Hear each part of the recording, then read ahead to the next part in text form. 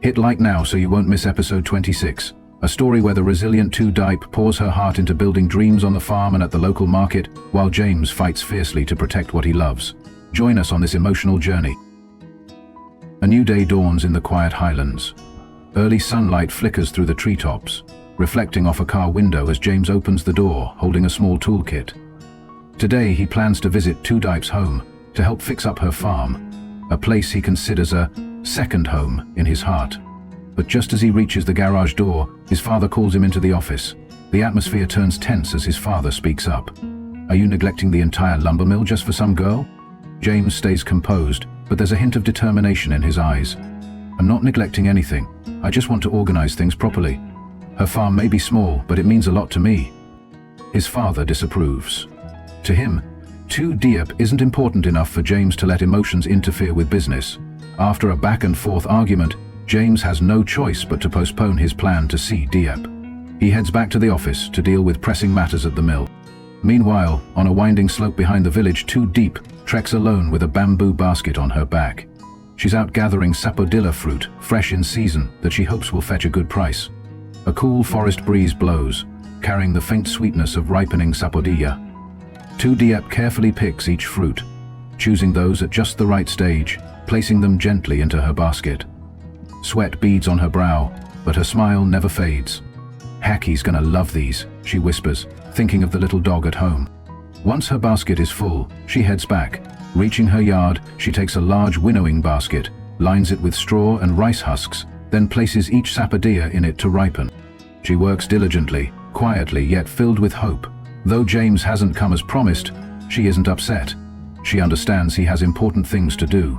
She too has her own tasks to focus on. Late afternoon sunlight casts a gentle golden hue. In the yard, the young woman continues wiping each sapodilla fruit, thinking of a peaceful tomorrow filled with their sweet aroma.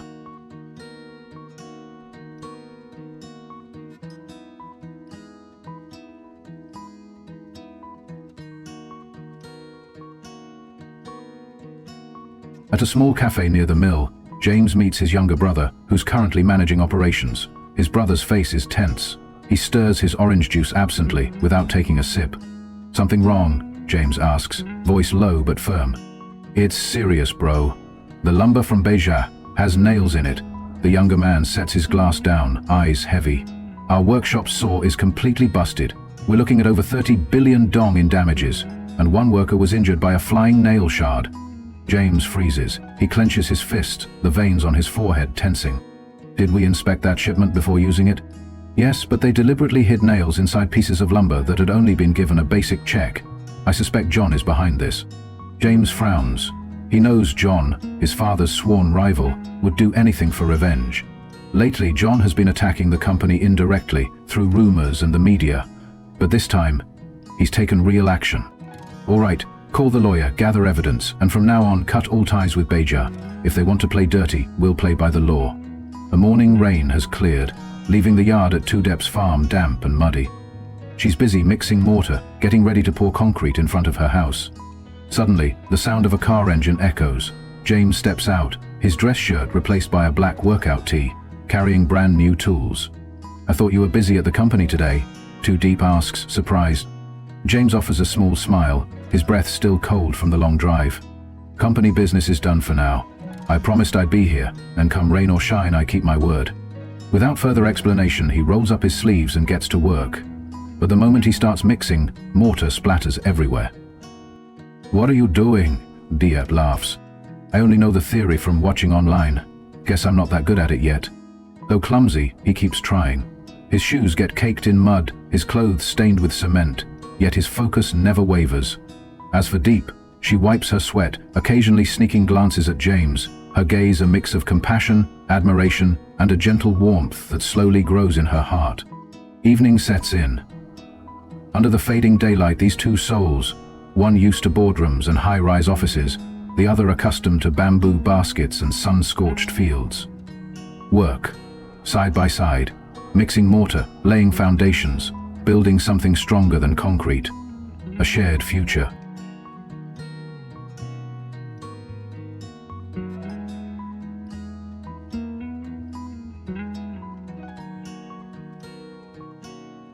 Night falls.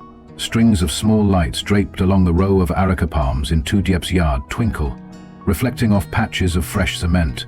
Though the new slab isn't perfect, river sand is too coarse. They both sit looking at it as though it's a masterpiece. Haki, Diep's little dog, scampers around, getting splashes of mortar on its paws, then settles by the mango tree, tail wagging. Should I tie Haki up? It's running everywhere, Diep worries. Let it be, as long as it's happy, James replies, smiling as he wipes his hands and pours sugarcane juice into 2 old glass cups. They sit across from each other at a homemade wooden table in the yard, beneath a warm glow. The air smells of damp earth and fresh cement. You remarkable. Picking fruits, selling bamboo shoots, now pouring concrete like a pro, James teases, half joking. Tu Diep smiles shyly, looking down. I've done heavy work since I was little, but having you here makes it feel a lot lighter. James says nothing. He looks at her, his gaze calm yet deep, as though wanting to hold on to this moment forever. A light breeze drifts by, lifting a stray lock of Diep's hair. James gently moves it away. For a moment, the space between them disappears. Di turns her face aside to avoid his gaze, her voice wavering. You're too good to me. I don't know how to respond. After everything I've been through, I never imagined falling in love with anyone. James nods, speaking softly. I'm not asking you to decide right now. I just want to be by your side, building a better life together. That's all I need. Silence settles. Tu Diep looks at him, with a mix of gratitude and a tender glimmer of hope budding inside her. A phone rings, cutting through the stillness. James checks the screen. His father is calling. After a few words, he falls silent, his expression serious. He wants me back immediately. A major partner arrived earlier than expected. I have to be at the meeting. James stands, clearly reluctant to leave. He picks up his coat and turns to Diep. I'm sorry I have to go, but I'll be back tomorrow. We still have a lot of work to do and a lot to talk about. Tu Diep nods, saying nothing, but she feels a new sensation deep inside, a sense of anticipation. Under the yellow glow of the lights strung along the palms, James hurries to his car. Haki gives a small bark as if bidding him goodbye. Tu Diep stands in the yard, still holding the glass of sugarcane juice she hasn't finished. Her eyes glisten, no longer as lonely as before.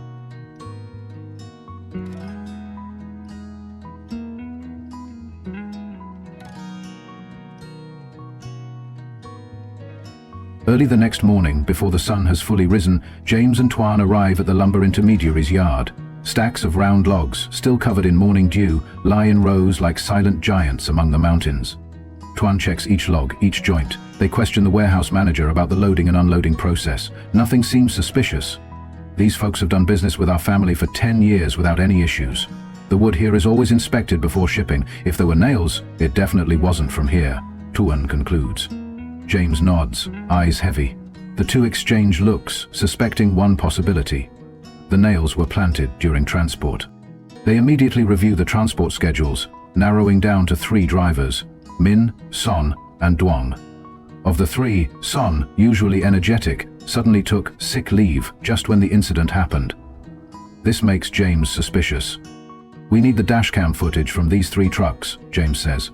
That's tricky. They're freelance drivers not under our direct control, Tuan replies. James clenches a fist. After a moment's thought, he decides. Let's hold off for now. Don't act rashly. We need solid evidence to nail John. We won't let him slip away. That evening, in the office, James sits across from his father, Mr. Hung. Under the soft yellow lamp on a large wooden desk, the tension feels like a taut wire. We've lost 30 billion, 1 worker injured, machinery ruined. I'm sure John is behind it, James reports, concise and firm. Mr. Hung slams a stack of files on the desk. And you were out pouring concrete for that country girl while the company's about to collapse over faulty wood. James doesn't answer right away, but he doesn't avoid eye contact. I'm not neglecting my responsibilities. I can handle both. I've investigated, I have leads, and I'm just waiting on solid proof. Mr. Hung leans back in his chair, voice heavy. If you choose that girl, then forget this company. If you want the company, cut ties with Tu Diep immediately. Our family can't accept some poor girl with no education and no clear background. James lifts his head, speaking each word calmly. Love isn't about picking one thing and losing another. I believe I can have both. All I ask is, one more day. Silence chills the room. Father and son, two generations lock eyes across the fragile border of kinship and principle.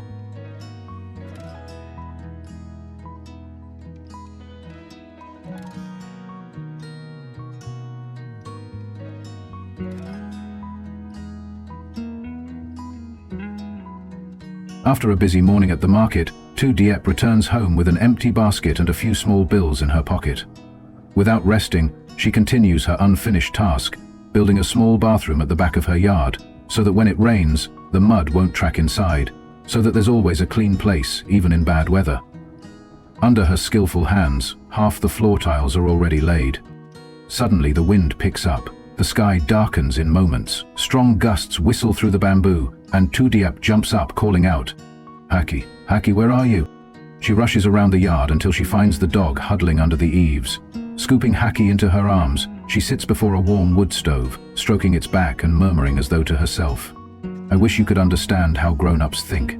Rain starts pouring like a raging storm, and through the grey curtain of downpour, James appears, drenched, eyes filled with concern. Tu Diep is startled. "Why'd you come in this weather?" James doesn't answer right away. He takes a seat by the fire. Haki barks once, then settles calmly. "My father said if I still love you I should quit the company, but if I want to keep the company I have to give you up." Tu Diep remains silent for a long time, her face darkening. "If it were me, I'd probably choose my career. Sometimes loving someone means letting them go, so they won't suffer." James looks straight into her eyes. "I'm not choosing. I believe if we really fit, someone strong like you, someone steadfast like me, we can keep both love and career." Tears well in her eyes. She speaks with a tremor. "But I'm poor. I don't have a degree. I can't manage anything. I can't help you." James gently takes her hand. "You help me just by staying here. As long as you don't leave, I've got enough strength to face any challenge." Rain continues to pour. They move inside. Tu Diep gives James a dry shirt, pours him a warm drink. James picks up a book on the table and reads aloud to her, a little ritual they've had on many a quiet night.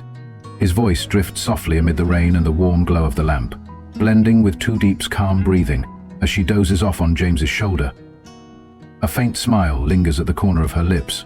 James sets the book aside, pulls a blanket over her and rests his head gently against her brow. Outside, Haki has quieted down. Rain still patters on the roof, but in that little home, two hearts have found where they truly belong.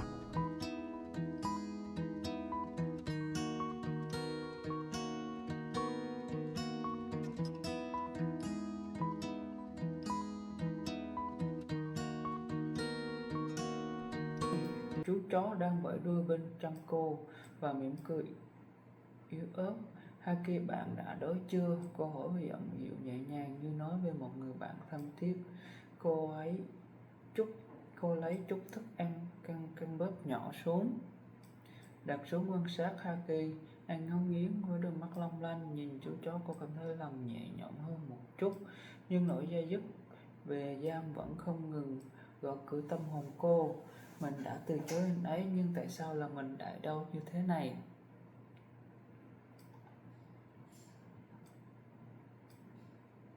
Cô tự hỏi, tay vô thức siết chặt mép áo rách như thể muốn bám víu một điều gì đó không thể chìm vào hố sâu cảm xúc. Cô thức dậy quyết định bắt đầu ngày mới bằng công việc quen thuộc, nấu ăn cho Haki, chăm sóc vườn. Khi ngọn lửa trong bếp nhỏ bùng lên, cô nhìn vào đó, tưởng tượng con mực giam hiện ra giữa những tia sáng nhảy múa. Cô nhớ đến giọng nói trầm ấm của anh, cách anh kiên nhẫn đến bên cô một ngày trong bóng tối, nhưng rồi cứ với lời từ chối hôm qua lại hiện về sắc nhọn như một